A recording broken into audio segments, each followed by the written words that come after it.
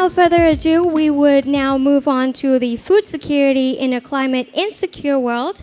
Our speaker is the director of the Grantham Research Institute. Ladies and gentlemen, I give you Professor Elizabeth Robinson. Ms. Robinson, can you hear me? I can hear you, thank you. Can you hear me? Okay, the stage is now yours. Thank you. So I think, thank you so much. I can't see what you can see, but I assume I'm talking to a stage of people, watching this. So I'm absolutely delighted to be invited to this event. And thank you so much. And I'm really sorry I can't be there in person. I'm in London at the moment. So I'm going to talk to you for about 20 minutes, on issues of food security in a climate insecure world. And so let me just share my screen and just bear with me. I'm hoping now that you're seeing my slides. So just as an introduction, what I'm going to talk about in the next 20 minutes is as the planet's warming, what we eat and how we produce our food is going to have to change. There's no real choice about that. If we think about heat, if we think about water scarcity, if we think about shifting patterns of pests and diseases, all of these are going to affect production. And if we think about climate change mitigation, that's also going to require adjustments in our diets and in how we grow food. So what I want to explore in this session is what I think is an increasingly precarious nature of food security in what is an increasingly precarious climate insecure world. I don't want to be too depressed about this or depressing about this, so I'll try to sort of project some positive and optimistic ideas as well. So just to be sure that we're sort of all on the same wavelength, I'm just going to share some facts and figures and data. So first of all, I think the most important thing to think about at the moment is, at the moment, there's plenty of food to go around the world. No one has to be hungry due to how much food is actually being produced. And so, and yet, as you can see on the right-hand side of this slide, the number of undernourished is actually increasing. So what we found for the last 20 years or so was, as GDP was growing and as poverty rates were falling, the number of people who were undernourished was also falling. But around 2017, we start to see, despite GDP increasing, despite globally food poverty decreasing, we started to see the number of undernourished actually increasing. And that's the same whether we're looking at the number of undernourished or the percentage of the population globally that's undernourished. And there could be several reasons for that. It could be due to increasing conflicts. It could be due to increasing inequality. But it also could be due to climate change. And work by a colleague of mine, Dr. Shoresh Gupta, and I, does suggest that actually climate change is partly to blame for this. So again, another set of facts, just so that we can share, so that we're on the same wavelength again, is that the planet's warming. And scientists have made clear that this is due to human-caused emissions of carbon dioxide and other greenhouse gases. And most people on the planet, and almost all scientists, agree with this. And what we know from an agriculture and food perspective is that a warming planet can benefit some crops, particularly in temperate and colder countries. So where I live in the UK, if you look at Northern Europe, there can be some benefits to a warmer climate. We have a longer growing season. But typically in hotter countries, yields are harmed. And that's because in hotter countries, grains need the time in the growing season to absorb nutrients, to fill up with proteins and to fill up with all those calories. And they don't have enough time if it's warm because the crops come to maturity too quickly. So heat alone is problematic in warmer countries for crops. But also, and here's just some data, something that I pulled off a TV screencast from BBC News, but also some very rigorous data that's collected by the scientists that's showing us some of those consequences of warming. And let's remember, this is just 1 degree of global warming above pre-industrial levels. Doesn't sound a lot, but what we're seeing is far more incidences of pests and diseases. We can see the area of drought increasing dramatically since the 1950s through to the current decade. And we can see the number of heat wave days increasing. These data also show there's a lot of variability year by year. So in one particular year, we can't sort of say whether something's, this is climate change or not. We have to look at the trends, and the trends make very clear. And so what we know is that some of these consequences are going to be falling yields. So when farmers come to harvest, if there's a pests and disease outbreak, if there's a drought that year, or if there's extreme heat, harvests are likely to fall. Now, it's not enough for us to sit in a particular country and say, well, we think our country is going to be okay. What we're finding is increasingly that food crises can be precipitated in one part of the world, but then amplified across space and time. And so what I will show you on the next slide is one example of the 2008 food crisis. Normally I spend 2 hours talking about this if I'm talking to my students, and I've got about 2 minutes. But what we can see here is the orange line is wheat prices, the blue line is rice prices. And this is an example of how wherever you are in the world, you can be affected by an impact on food production halfway around the world. So in Australia, in 2006, 7 and 8, there were droughts, and that led to very poor wheat harvests. And this was on top of a world stage where we were seeing lower global food stocks over time. We were seeing a lot of grains being fed to cows and cars. So a lot of grain being fed to cows and increasing meat consumption, particularly in growing Asian economies. We were seeing increasing biofuels fed to cars, particularly in European countries. And then at this point, we suddenly get a drought. And what happened was we saw countries and people behaving in what's individually rational, but is problematic. So what happens when you hear there's going to be a shortage of something? Often what we do is we say, well, before the crops run out or before food runs out, we'll go and buy some more. And so what we found was panic shopping in some countries. And then in other countries, people starting to restrict how much food they exported.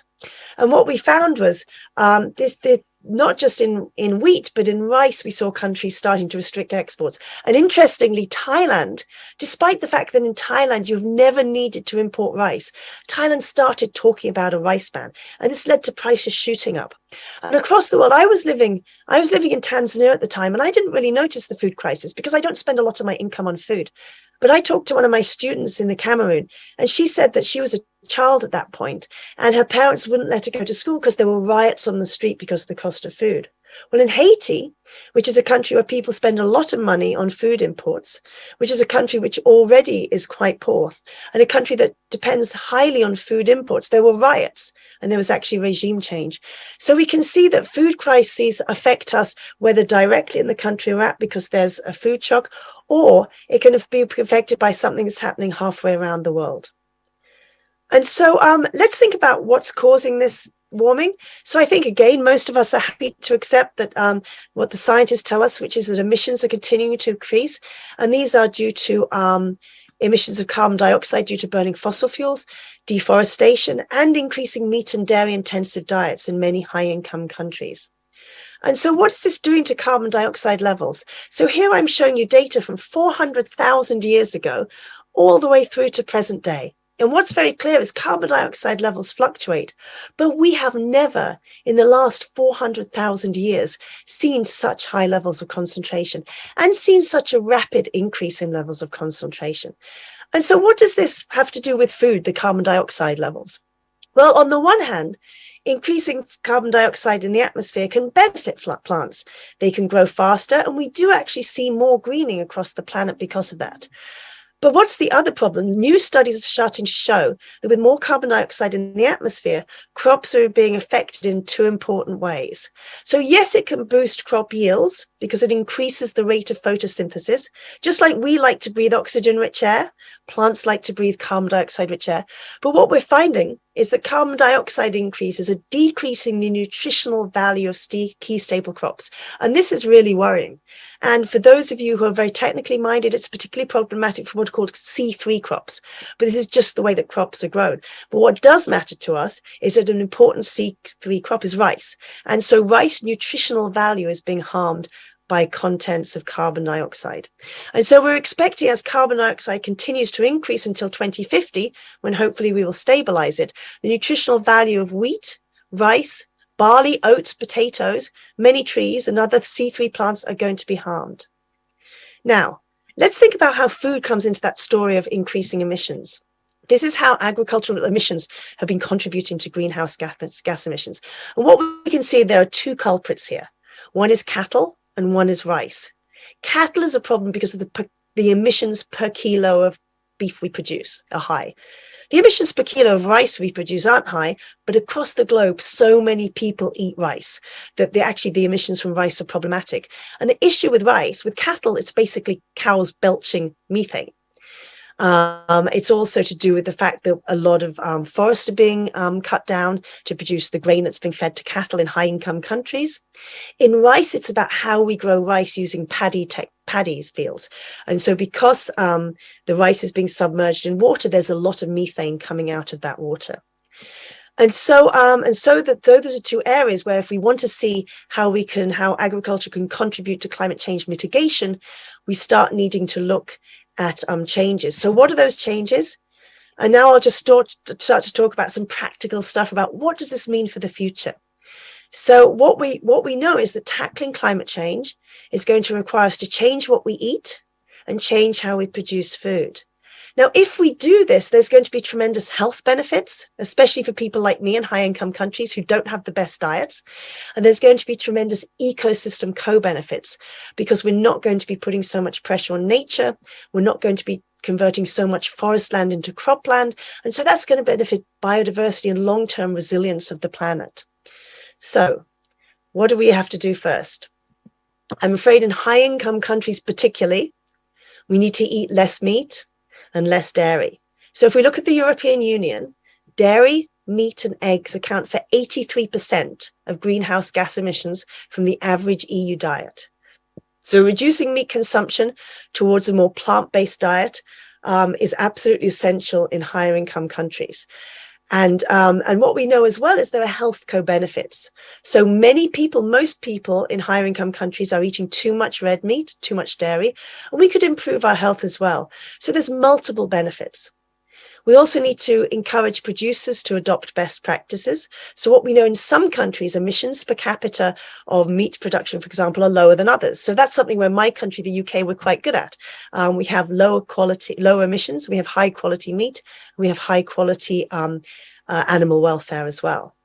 But of course, if we're looking at a low-income country where people are suffering from food poverty, we need to be much more considering about an overall healthy diet for those people, not looking necessarily at meat consumption. Now, if we're being asked to eat less meat, we need to ask what protein sources we'll be eating more of. So we know that in some cultures, a vegetarian diet is the norm. But for other cultures, we have to be looking elsewhere. And so some of the things we're talking about is, it could just be more lentils and beans and copying the vegetarian diets, for example, of natural vegetarians in India. But we may be talking lab-grown meat. We may be talking fake meat, so sort of soy replacements. We may be talking insects. You may have heard quite a lot of discussion about insects as the future of sources of protein and animal consumption. We're also going to have to produce our food in very different ways. And part of this could include precision or smart farming with respect to irrigation and fertilizer, and using technology, for example, to deliver exactly the right amount of food and nutrients. And so this is a photo of a drone. And so this is an example of GPS being used to identify exactly where the nutrients should go. But this is going to be a wonderful period for crop breeders and livestock breeders. Crop breeders are going to be increasingly needing to breed crops for drought resistance, for heat and cold resistance, for salt resistance, and resistance to pests and diseases. And you might have heard a lot of discussion about agriculture 4.0. You might not. But this is the idea that there's a new revolution for agriculture. There's also increasingly discussion about urban and vertical agriculture. And there is a question as to whether this is a niche area or whether this could be a really important way to ensure food security for urban populations. Now, there's an interesting message for rice. And one advantage linked to rice production in a vertical format is that the methane emissions will be reduced because this is not paddy production. Also, given the increasing disruption of food supply chains that seem to be ever more common, increasing urban food self-sufficiency, or at least increasing it, is likely to have a role. This also takes pressure off agricultural land use and pressure off inputs. There's even been discussion of genetically engineering what's termed, as I said, moving from C3 rice to C4 rice, which would make rice more resistant to the negative impacts of carbon dioxide concentration in the atmosphere. But we also need to look to forgotten grains. So if we look at diets across the world, increasingly, our diets are dominated by rice, maize, wheat, potato, and soy. And yet there are so many other grains. And so there's tremendous scope to incorporate local knowledge that often we're ignoring, to look for those forgotten grains and see to what extent they have those qualities that are really needed. And just finally, we're going to need to consider in consideration soils. Soils have been badly neglected for many decades. And we're going to have to start looking to agricultural practices that stop disturbing the soil. So here again is a win-win for agriculture and climate change. So it turns out that the processes that certainly when I was growing up as a child and I went on holiday in rural areas of the UK, I would watch the fields being ploughed in the I'm trying to remember when they were ploughed, in the spring, I guess. And a classic scene in a UK agriculture was the farmers ploughing the crops, turning over that soil, getting ready to plant new crops. But actually, we need to get used to not seeing that. We need to get used to seeing crop residues left on soils. We need to get used to farmers not tilling and not ploughing. And what does that do? It reduces the need for fertilizer and pesticides, and it also stops us exposing the carbon in the soil to oxygen. And so it allows our soils to sequester yet more carbon. So again, this is a win-win for agriculture, but it does mean that we have to change how agriculture looks, and our farmers have to change how they farm. So just my final thoughts: food production and climate change are really closely linked. We all need to eat, but the way we eat is contributing to climate change, and the way we grow food is contributing to climate change. Conversely, climate change is making it all but impossible for us to continue to eat in the same way. So if we're going to find a pathway to net zero by 2050, if we're going to try and limit the damage of climate change to our planet, we want to change how and what we eat. There's tremendous opportunities for us to improve our health, tremendous opportunities for us to improve biodiversity and our environment in terms of eating in a more healthy and more climate-friendly way. And I think there's also tremendous opportunities for us to bring local knowledge and the latest state-of-art technological advantages into how we produce food and into what food we eat. So thank you so much for listening to my talk. Thank you. ขอบคุณค่ะ Thank you very much Professor Elizabeth Robinson